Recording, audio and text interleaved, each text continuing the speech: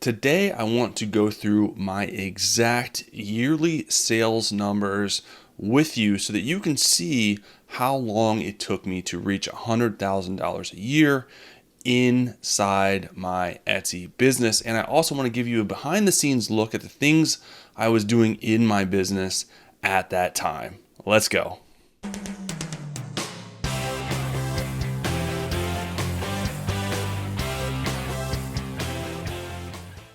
Hey everyone, what is going on? Welcome back to the Handmade and Beyond podcast. Glad to be back with you guys. This is the Iceberg episode, and I am LL, your host, by the way, leader of the Handmade and Beyond community. So the Iceberg episode is something, the iceberg rather, is something, a concept that I always talk about because it's so relevant, especially today.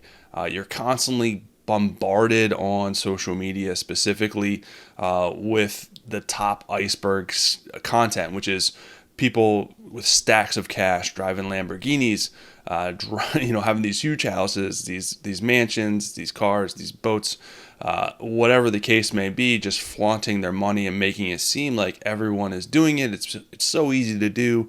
You can become an overnight millionaire, an overnight success story. Not to take away from the people that are truthful out there. A lot of it is BS. Some of it is truth. And you absolutely can find overnight success, but it is very, very rare and very, very hard to do. One I want to instill in you with this episode is to let you know realistically how long it may take you to find success in your business. And you may never reach the $1 million mark, but that doesn't mean you can't run a successful, thriving business on Etsy or online somewhere, making a good living, making extra money. Whatever your goals are, you can absolutely achieve it. It's just probably not going to happen overnight, and it's certainly not going to be easy. There's going to be struggles. There's going to be lots of failures, and more than not, there's going to be lots of time invested to get where you want to be, and that's what I want to kind of push into your brain with this episode by showing you and breaking down my Etsy business and yearly revenue from when I got started so that you can kind of get an idea of what was going on behind the scenes, behind the actual numbers, but also get an idea of the numbers so that you know what you may be able to expect when you start your business or as you progress in your business and are starting to invest more time and energy and effort, or you're thinking about starting a business and you want to know, like, hey, how hard is this going to be? How long will it take for me to get where I want to be, to reach my goals, maybe making a good chunk of money part-time, or maybe going full-time at some point, maybe making enough to leave my job at some point and do this thing full-time. So that's what the goal of this video is to kind of set the right expectations and kind of get rid of some of the misconceptions that are out there for new sellers and just making money online in general. So the other thing that I want to say is online business, like I said, is hard. It's time consuming and it's rife with failure. Anyone that's successful out there that makes a decent living online has failed a lot, but it rewards those that never give up. And like I normally say, you can never fail. If you never stop, if you never quit, you can never fail. So the goal is to keep going, and I want to encourage you to keep going until you reach that milestone, until you reach that goal. But more than not, it's delayed gratification. And that's what's really hard about selling online, starting an online business. You got to put in a lot of time, effort, and work up front to be able to reach your goals down the road and get those milestones, start making money. You're not going to make any money at first, and that's where most people quit because they think, oh, this thing is not going to work, so I'm going to quit. And that's why I want to encourage you not to quit, to keep going. I promise you you'll get there. It may take a while, longer than you want normally, but you can reach your goals and get where you want to be if you just keep going. All right, so let's start at the beginning.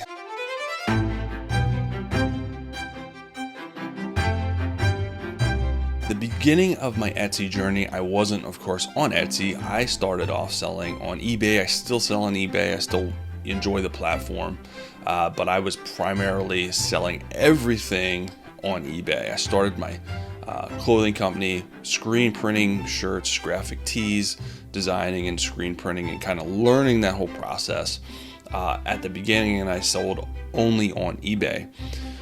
I started selling stuff on eBay, especially I started selling on eBay in 2000, but I started selling clothing on eBay in 2012. I didn't find Etsy until 2014. I saw that I didn't really know what it was. I saw that there was a platform where you could sell, a different platform where you could sell stuff. So I'm always going to put more lines in the water and try out different platforms to see how things will sell. Some things sell well on other platforms versus other platforms, not to be redundant. So it's always good to test the waters out and see kind of what's selling on different platforms. So I started selling on eBay, and I didn't get any sales at first. I think it took me 3 months to get any sales. I almost shut down my shop, and because I didn't think it worked, I didn't think it was good, because I was getting sales on eBay, not a ton, but I was still getting sales on there. So I continued to push through, and I finally started getting some sales. So I was like, okay, I'm gonna keep going, see how this Etsy thing pans out, and put up more listings and continue to work on my business. And it turns out that later on in the year, towards December and early 2015, I actually had a listing featured in BuzzFeed, the article, the online editorial space magazine, whatever you want to call it. They did a top 25 list for Christmas. One of my listings was featured in there, so it went semi-viral. I got a decent amount of sales off of that. So a good portion of my sales in 2014 and 2015 were off of one item. Granted, it was awesome, but the most, that was like 95% of my revenue was off of one item. So I really didn't have a business.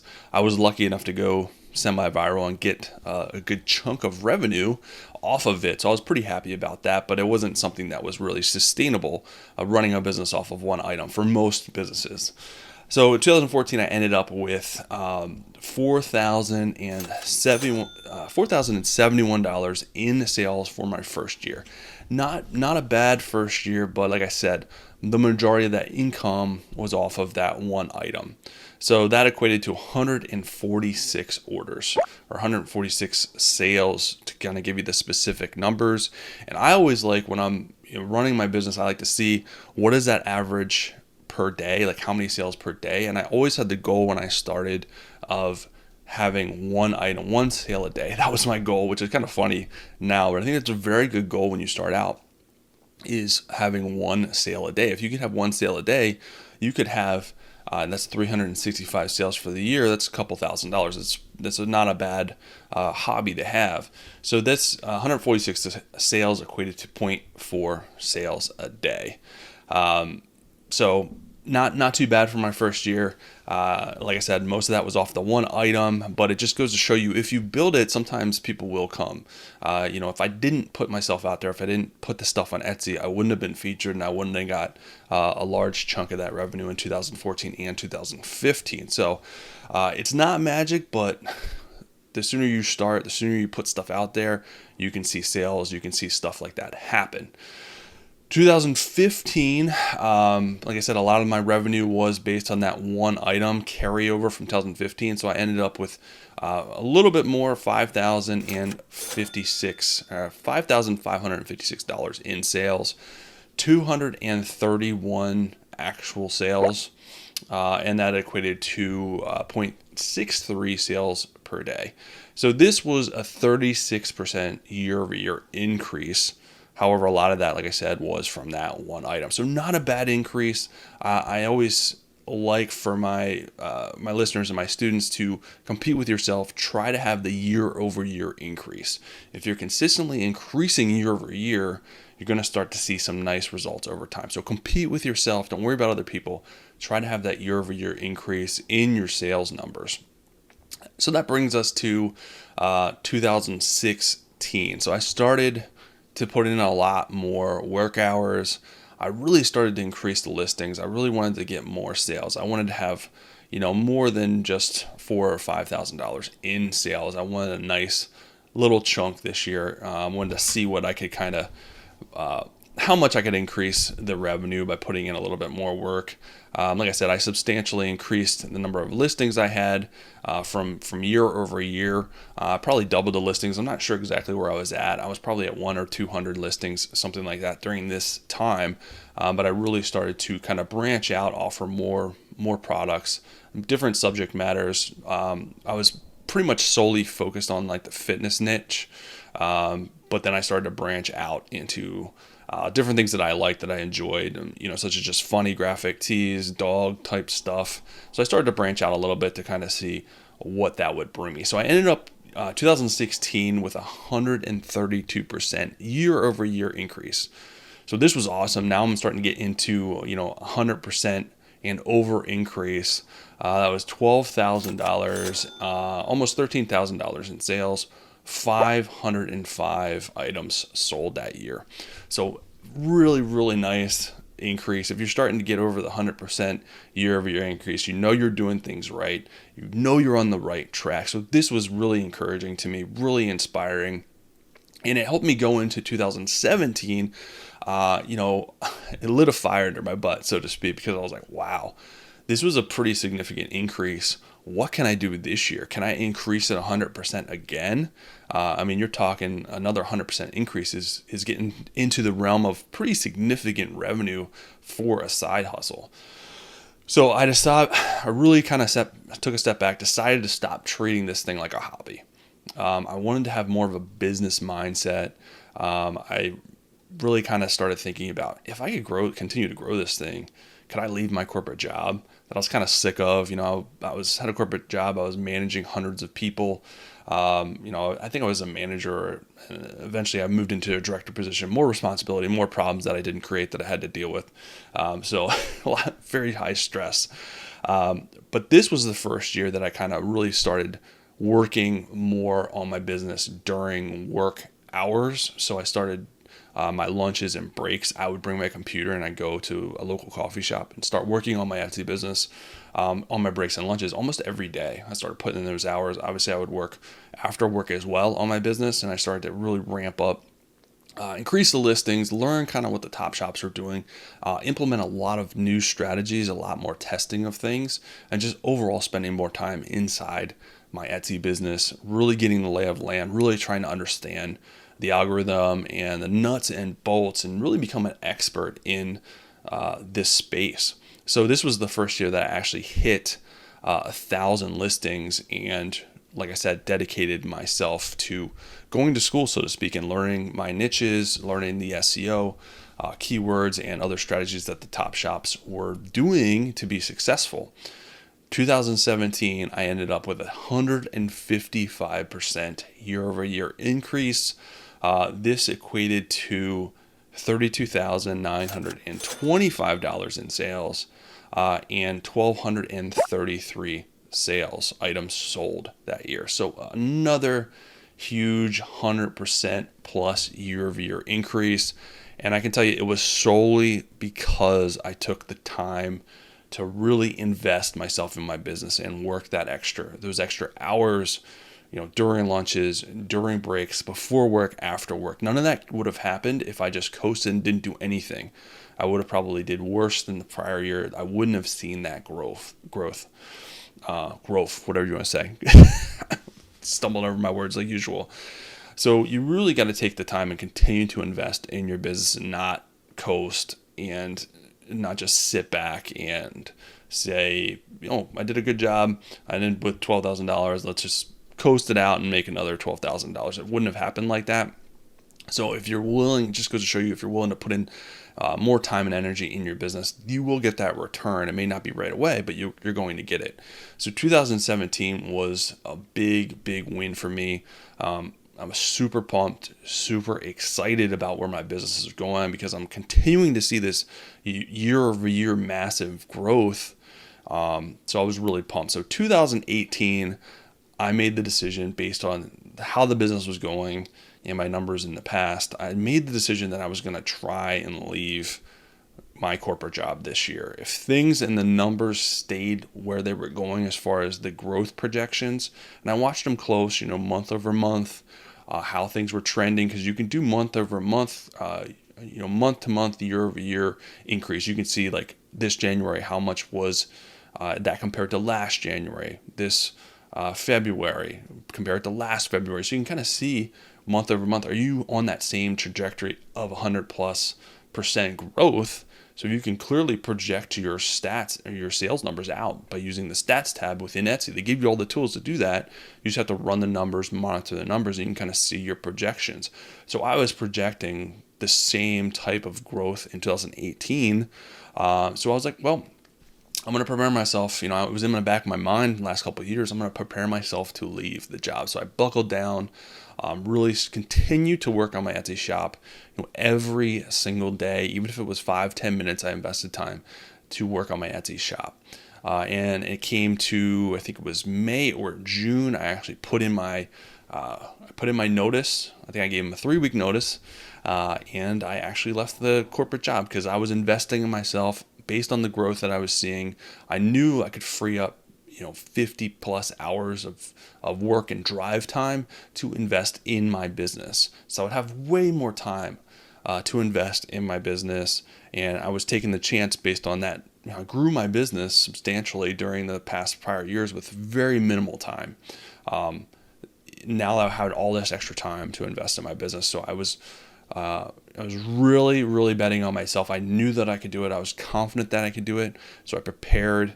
Like I said, I didn't just walk away from year one. I prepared for 2 years prior, and it was based on the sales projections, the sales numbers. I knew that I was making pretty good money, and I could make a nice chunk more investing those hours into my own business rather than someone else's business, making someone else money. So I ran the numbers. I did a pros and cons list many times, on how much money I'd be saving, where I didn't have to drive as much, spend money on gas, all that stuff. So I did an episode in the past about that pros and cons list and the steps I took. So make sure you guys go back and check that out. But 2018 was the year that I left. I ended up finishing the year 162% year over year growth. This equated to $86,423 in sales with 3,125 items sold. And this was about an average of 8, almost 9 items per day that I was selling. So way over the initial goal of 1 item per day. At this time, I was really striving to get, the 10 items per day mark was really kind of my goal. So that's what I was really pushing hard for at this point. So I left my job, and then I woke up after I left. It was a little weird. It was a little surreal. And then I was like, oh crap, it's real now. This is real. I have to, structure my day and figure out the next steps, how I was going to continue to grow my business, because I wasn't done yet. I wanted to reach that $100,000 mark. That was the benchmark that was in my mind since I started really seeing significant growth in 2017, and now 2018, I hit $86,000. I was really, really close. So with 162% growth, could I do the same thing in 2019? Could I get that much growth in 2019? If I did, it would put me close to $200,000 in sales. So 2019 came, and it wasn't as expected, right? I was working for myself. I had all this extra time. I really wanted to see another 100+ year over year increase. But what happened wasn't that. I only had a 13% increase. I ended up finishing with I was still really close. I ended up finishing with $97,870 in sales, 3,403 items sold. This was about 9.32 items a day sold. So still really good. Really successful year. But what I found out during this year of working for myself was that I didn't have the structure that I needed. I was kind of all over the place. In corporate America, you have a lot of structure, and a lot of that is provided to you. When you're working for your business, you don't have such structure. So you wake up kind of all over the place. Should I work on SEO today? Should I work on new listings? Should I work on pictures? Should I work on improving listings? Should I work on new products? Should I work on just analyzing, doing some market research? What do I do today? So a lot of times I would wake up and be kind of overwhelmed and not know where to put my time and energy, and I end up not doing much, or a lot less than was needed to be productive, to really kind of invest in my business the way that I needed to. So I just kind of was all over the place, and I think this really is what affected my year-over-year growth a lot. And I was really busy. I was focused a lot more on actual screen printing and actually fulfilling orders that ate up a lot of my time, where I couldn't invest back in my business with SEO and analytics and doing the other stuff that was probably more fun for me than doing hundreds of shirts, printing shirts. That's hard work. So that was kind of, I think, a lot of what happened there. So I just didn't have enough manpower, I think, so that kind of set me back a little bit.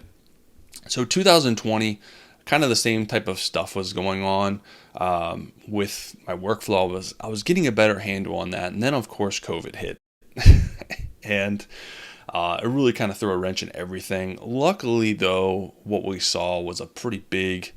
A lot of people started shopping online more so that helped me out a lot. I didn't see much of an increase in growth because there was just too much going on, but I did hit my goal that I set for myself in 2016, 2017 of $100,000. So this was the first year that I hit $100,000 in revenue for 1 year. So I ended up finishing with $104,232. 3,549 items sold. So this was only a 7% increase, but still, it was a nice bump. When you start to make these kind of revenue numbers, the year-over-year increase is inevitably going to shrink. It's really hard to sustain the 100 plus revenue increases year over year, especially with a one-man show. I can only print so much, so many shirts in a day. I can only package so many shirts in a day. So it really kind of ate up a lot of time to reinvest my business. And I was pretty happy with those sales numbers. So I really started to kind of settle in to making, with that type of workflow where if I start growing anymore, I'm going to have to hire somebody. And do I really want to hire somebody? Do I want to go down that road where I was in corporate America of managing people again? When I left, I was managing, a couple hundred people, and it's not easy to do that. And I didn't leave corporate America to manage people again. So I decided that this was pretty good for me as far as the revenue numbers, and I was really, really happy about it. I found out a lot about myself, a lot about my business, a lot about my workflow that helped me be more efficient for the future and for the following years. A lot of what I learned during these first few years of getting to that $100,000 helped me for the years that were to come. And obviously after 2020, or even a little bit before, this was going on, I was starting other things. I was starting other, the podcast, Handmade and Beyond podcast. I was starting a community to help other Etsy sellers and teach my strategies and teach what I've learned along the way. So that kind of took more time, and that's what I decided that I wanted to do, because I did miss helping people in corporate America. I got to train and teach and do that stuff. So I wanted to continue to do that as an entrepreneur, and that's what I've been doing ever since, alongside running my Etsy business full-time still. So even more of a balancing act with doing, kind of coaching and stuff on the side, doing my YouTube channel, doing my podcast, editing this stuff, producing this stuff, launching this stuff. A lot of time goes into this, just like early on my Etsy journey. You put a lot of time and energy into this stuff, and you don't see a lot of reward at first.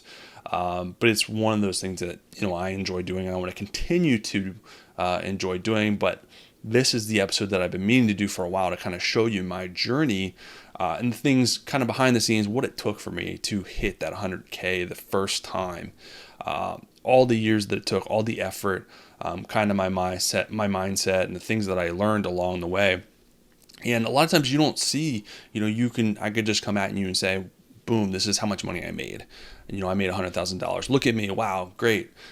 But you didn't see all the struggles behind that. You didn't see kind of all the years that it took, all the effort that it took for me to be able to do that. Along the way, I've had, more than almost 1,000 listings that I've taken down over the years that didn't do well, that I've had to get rid of immediately or fix. I made tons and tons of mistakes that cost me sales, that cost me revenue along the way, messing up listings, shipping out the wrong orders, all kinds of different things, listing stuff without variations, listing stuff with the wrong prices, mixing up orders, shipping out the wrong stuff, running sales for too much money. You name it, I've made the mistake along the way. So I want to let you know that you can do this too, but it's not easy. It takes time, and you're going to make mistakes, and you should make mistakes, but you can learn from those mistakes along your journey, and you should learn. That's why they're good. It's good to make these mistakes because you learn what to do better the next time. No one gets to this point in their business without making mistakes. Don't let them tell you otherwise. It's not perfect. It's stressful. It's scary. It's frustrating, especially when you decide to leave your job for the first time. Very, very scary. But you can figure it out. You can work your way through it. You'll learn along the way. And that's why I say Etsy and selling online is, in fact, a journey. You just don't know where it's going to lead. So that's why it's important to get started. It may take you in different directions. It's very surprising. Never did I think that I would be able to make enough to leave my corporate job. Never did I think that I would be able to launch a podcast or a YouTube channel helping other sellers. Never did I think that I'd be doing all these other things that I'm doing besides Etsy, being featured, in a magazine. It's a process. It's a journey. You learn along the way, and it's very surprising where it will take you. So I would encourage you guys to continue to push forward. You'll learn everyone's journey is different. Every niche is different. But I wanted to take you along on this journey, along this ride, so you kind of know how I got there and the specifics behind it. So if you're starting out and you've only made a couple of sales, that's good.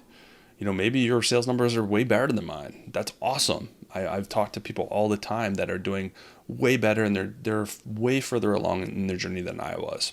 So hopefully this helps you out. Just kind of getting the actual specifics, because I know seeing that stuff, especially early on in your journey, how much can be made, the potential is inspiring. It's why a lot of people start. It won't sustain you when things get tough. You have to still be passionate about it, about what you're doing and about your business. But it will give you the oomph, I think, to know the potential that's out there from someone that's done it, that's real, that's been there, that's kind of pushed their way through it. So I hope that helps you guys out today. If you guys enjoy the podcast, the YouTube channel, please leave a like, review, share. I appreciate it. It helps me reach more sellers. It helps me keep inspired to do these for you guys, to keep producing this type of content for you guys. I read every comment. I read every review. I really appreciate a lot of you guys leave really good, kind reviews and tell me how much this stuff has helped you. So I really appreciate it. Continue to do that. But that is all I got for this episode. I'll be back really soon with another good episode for you guys. Have an amazing rest of the day.